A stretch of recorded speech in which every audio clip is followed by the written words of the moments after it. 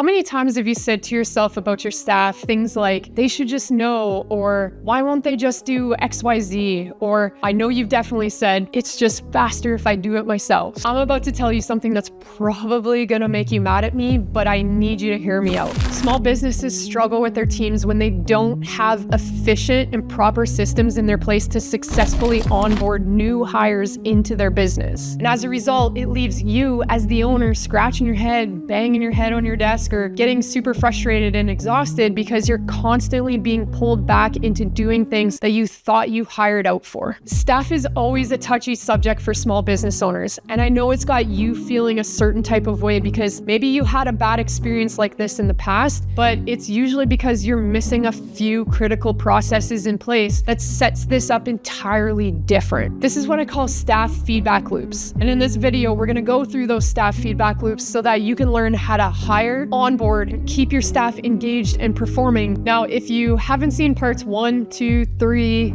4, or 5 yet, and you're wondering who this person is on the other side of the screen that's blabbering at you, hey, it's me. I'm Taryn. Over the past 16 years, I've built 4 high 6-figure small businesses, and I've been mentoring other small businesses around the world to do exactly the same. If you haven't watched those other episodes, I need you to go check them out, and I'm just gonna pop it up here on the screen so you can just click right through on it. Over the past 5 episodes, I've laid out all the systems that have not only enabled just myself, but hundreds of other small service-based business owners that I've worked with to help them build the freedom of money, time, and mental space into their businesses. These systems have enabled me to spend my winters away from the cold Canadian prairies, and instead, I now enjoy my time in sunny Arizona working from beside my pool, and my business operates and grows without me. But if you've been around since the beginning and you're up to speed on how we do things differently around here, let's dive in. Staff feedback loops are often the missing link that you skip on your way to regaining your time. Hiring staff is simply just not enough. It doesn't just end there as soon as you say, congrats, welcome to the team, you're hired. The staff need to be set up for success, and it starts at the top, which is you.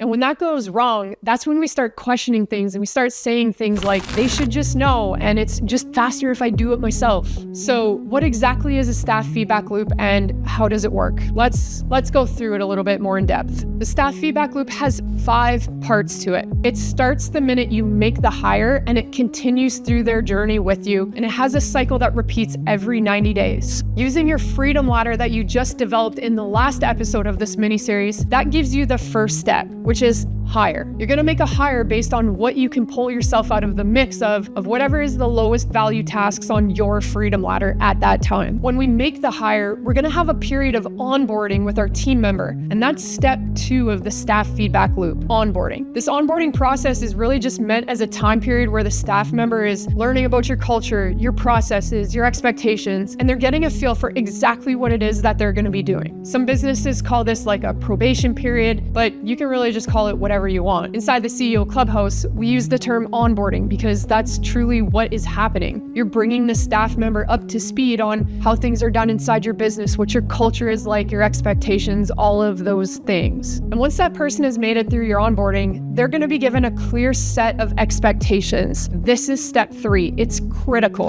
These expectations are a crucial point in the staff feedback loop system because this is where the job is clearly outlined, each role, each task they're given, and the expectations associated with all of those. These might be certain measurements that they have to achieve or goalposts that they have to pass by, but it's actually an objective way to show whether this person is actually performing at their job. Usually this presents itself in a checklist and it's shared with that staff member so that they know exactly what is expected of them. Now, here's the sidebar. If you find yourself saying things like, they should just know, or why don't they do XYZ, then that's a huge big red flag that you haven't been clear enough on setting the expectations and outlining the tasks that they're responsible for. The biggest mistake that small business owners make at this point in the mix is that they assume that the staff member just knows what needs to be done, or they have all the acquired knowledge, or my favorite, expert. They just should have common sense. And that's just often so untrue. Always remember that your staff are never going to think like you, the entrepreneur. They operate black and white. They want to be told exactly what to do. Otherwise, they would just go be an entrepreneur themselves. Once you've clearly communicated the expectations of that role with a staff member, we have to let them have at it. So for the next 90 days, you're going to let them complete their tasks and move through your systems. And then every 90 days, you're going to do an evaluation with this team member. So this is the next step in the process.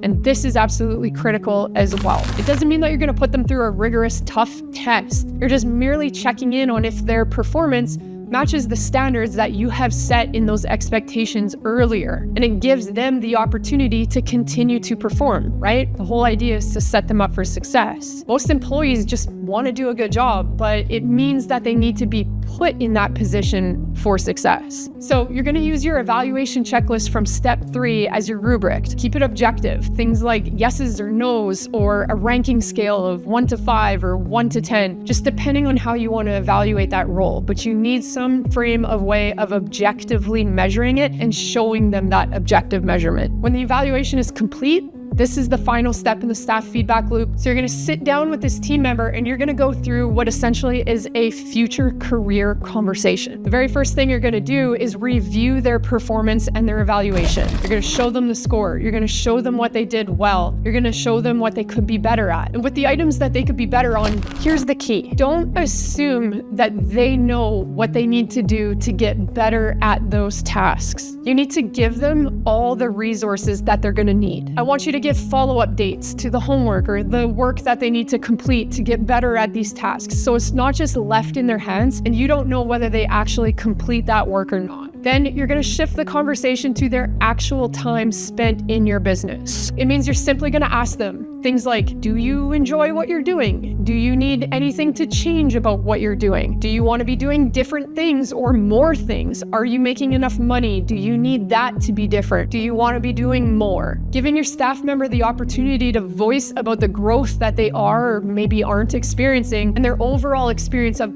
being in your company, it really shows your growth as a leader and that you genuinely care about their experience working for you. This is actually an effective move to ensuring the longevity of your employees, because you can't impose change if you don't actually know what's going on. And that can simply be fixed just by asking. A lot of the times when you go through these movements, the staff member is just going to say, no, everything's good, everything's awesome, which is cool, fantastic. You're doing a great job. Like, you as the leader are doing a great job if your employees are happy. Nothing wrong with that. But if they bring up a situation about needing to make more money, then the two of you can brainstorm all the different ways that they can be more involved, and in return, what that's going to look like financially. Together, this staff feedback loop, it's going to have a higher retention rate when it comes to keeping your employees around. It's going to build engagement on their behalf, and it's going to build leadership into your own role within your company, so that as you begin to step away more and flex that freedom of your time and your mental space, you can comfortably know that your business is going to operate and grow without you needing to be the nucleus of it. And that's how you can remove the dependency of your business on yourself and finally regain that freedom of your money, time, and mental space. All right, guys, let's talk about it. Over the last 6 episodes, I've now given you guys the model, the offer design, the marketing, the email container, how to regain your time, and how to regain your mental freedom. And all of these systems I personally use and our clients inside the CEO Clubhouse use. And now that I've told you what to do, you might have some questions still. Questions like, how do I narrow my niche without losing out on opportunities? Or how can I hire and delegate if I can't actually afford to hire someone? Or maybe, how do I delegate tasks when I genuinely do them better than other people? You might ask, how do I ensure I can actually step away from my business after implementing everything? That's a great question. Maybe you're wondering how much time per week you need to dedicate to implementing these systems, or how do you make sure that your marketing brings in qualified leads and not tire kickers? You might want to know how this is going to work for your industry specific, or what to write inside your email content to your prospects. Or maybe, how do you make content that brings in the best type of people that you will actually want to sign as customers? Well, you have a decision to make. What you're doing right now isn't working. That's why you're here sitting there watching these videos.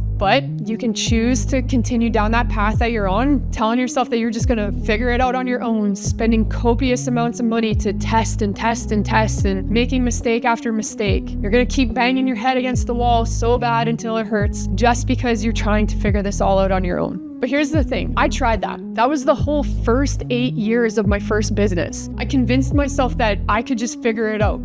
That's the great thing about us as entrepreneurs. We're resourceful and we're tenacious as all hell. But that doesn't always mean it's the right thing to do. You can even take all of these systems that I've walked you through over the past 6 videos and try and implement my stuff on your own. But it's gonna take you time, it's gonna take you energy, and it's gonna take you attention, which those 3 things you don't currently have. And the most important part is that you're gonna miss out on all the stuff that makes this model actually work, because the devil is in the details. It's the tools, the templates, the done for you stuff, the automations, all of the stuff that I have built to make this train move so much faster. And that's why you always have a second option, one that condenses 16 years of my trial and error and another 4 years of working with hundreds of other small business owners just like yourself to compress it all down into 12 months. Also, you can have a mentor by your side who's already walked the walk of everything in the last 6 videos. And if I'm not the person that you want to be mentored by, that's totally a-okay. I just care that you find somebody who's going to help you move with speed, because speed always wins. And speed is something that you absolutely need right now. But if you are interested in working with me and you think that you and I are going to vibe, I've got a few things that you need to know. First, I only work with people who are bought in, who are all in on what they're doing, because they're tired of the trap that their business has become, and they're absolutely dedicated to changing the narrative of their own story. It means I want to work with people like Jana Lee, who took her physiotherapist business as a solopreneur from $5,000 a month to $50,000 a month, a full-time staff of 6, and her being able to spend her evenings and weekends at home present with her family. Or people like Kim, who took her general contracting business from a super unprofitable state to $30,000 per month in only just